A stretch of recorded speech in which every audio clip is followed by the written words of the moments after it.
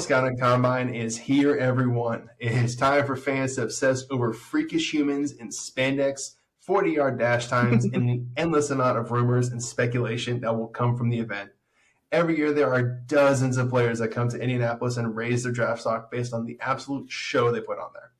Well, today, me and B are going to try to play fortune teller and see if we can't predict 5 players that will raise their stock over the next week.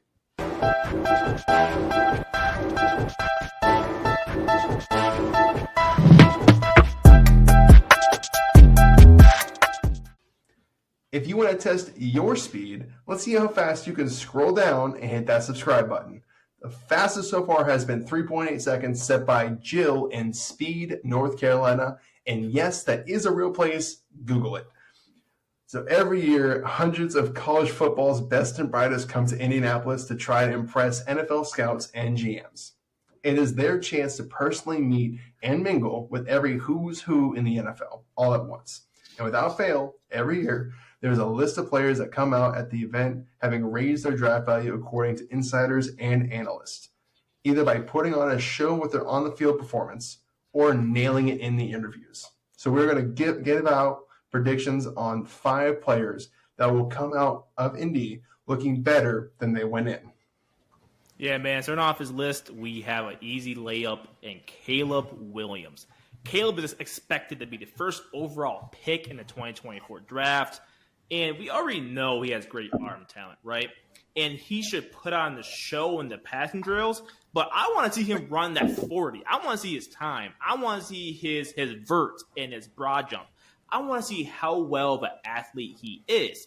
Because if he gets drafted to a team that already has a super athletic quarterback, and Bears, I'm talking about y'all right now, I want to see how well of an athlete he is. And even though on the field, there's some stress and pressure there, his biggest test is going to come not on the field, but in the meeting rooms, right? This is a chance for GMs and owners to finally get to know Caleb as a person. Does this guy fit our team? Will he be a good fit in our locker room? Is he a leader? That's what a lot of people are wanting to know around Caleb. So I'm eager to see what happens, man. And I'm really, really happy for GMs and owners to finally just meet him in person instead of, talking heads on YouTube, kind of putting words in Caleb's mouth. And I think we all know who we're talking about there. Yeah, no, certain guy on Fox Sports. I think he's on from 9 to 12. Kind of graying, dyed his hair brown terribly once. I'll say no more. With Balin Bauherd. Next we have Quinyon Mitchell, a corner out of small school Toledo. Quinyon's stock has already skyrocketed following his performance during Senior Bowl week, and a strong combine performance could solidify Quinyon as an early round draft pick. We slotted the Commanders to draft Quinyon in the early second round in our Rebuilding the Commanders video. That link will be in the description. You guys can go check that out. But he could be selected in the first round in April if he shows he has the speed and agility to play with the big boys. Yeah, man. Quinyon Mitchell is awesome. For our third choice, we have Cody Schrader, a running back out of Missouri. His name could be Cody Shredder. That's what he does to that defense, man. He is on like a tear. The running back group hasn't received that much love during this pre-draft process, and a lot of people feel like this class is pretty thin. But Cody Schrader might be that diamond in the rough. He might be that undercover guy for us. He's definitely a feel-good story. Schrader is a former D2 product who finished the 2023 season's leading rusher in the SEC with over 1,600 yards. And he averaged about 6 yards a carry. I mean, he was the definition of hand off the ball to Cody, and boom, we're going to get a first down in about 2 plays. That's how crazy he was running the damn ball last year. But the most underused part of Cody's game might be the passing game.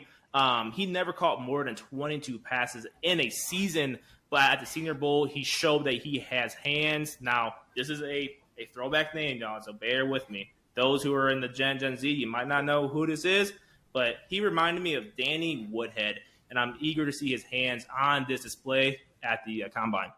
That's a great comparison. That's a great comparison. Yeah, if you guys don't, if you're too young to know who Danny Woodhead is, go look him up. He played for the Chargers. He was a fun dude to watch. For our fourth player, we went with a guy who could throw an actual country mile. Joe Milton out of Tennessee. Every year there is some team that becomes enamored with a big arm quarterback who can make every throw, and this year I expect that to be Joe Milton. He is on record claiming he could throw a ball 90 yards. So how far have you thrown a football, the longest you've thrown it this offseason?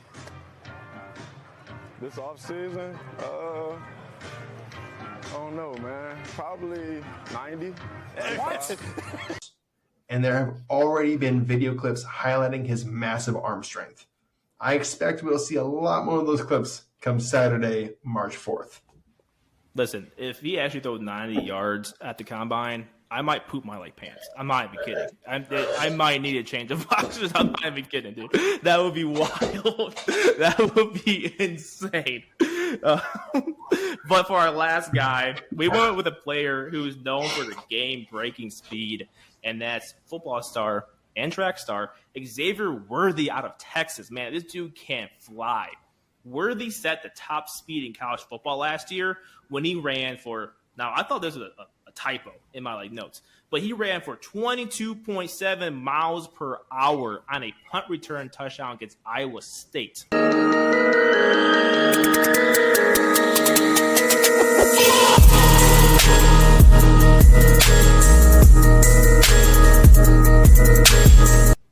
Just to give y'all some more context around that, the fastest recorded speed in the NFL last season was DK Metcalf when he ran for 22.23 miles per hour and a 73-yard touchdown play.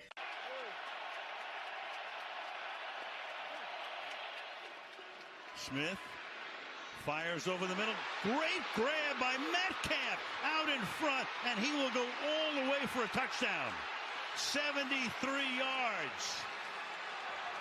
Which actually, that won me a bet that game. You probably not even know that. I probably didn't have to say that, but I was hyped around that. But anyway, I would expect Worthy to tear up the 40-yard dash and probably hit a low 4.3 number, but he is my dark horse to maybe break the 40-yard record this year. I think he could do it. Yeah, that would be crazy. That'd be crazy. I would put my pants twice. Yeah. Twice, watching Joe Milton and then watching Xavier Worthy. That would be a double dump. That would be twice insane. In one draft. And I also do want to include on just B mentioned the punt return against Iowa State. That was bullshit. That should have counted. I didn't see the holding call. I remember what the penalty. I think it was a holding call penalty that had the punt return overturned. That was bullshit. Anyway, just ruin the damn game, man. I know. Awful. So that's our 5 guys. As a special treat, we are going to give you a bonus player. And as a bonus player, we wanted to include Spencer Rattler out of South Carolina on this list, the quarterback.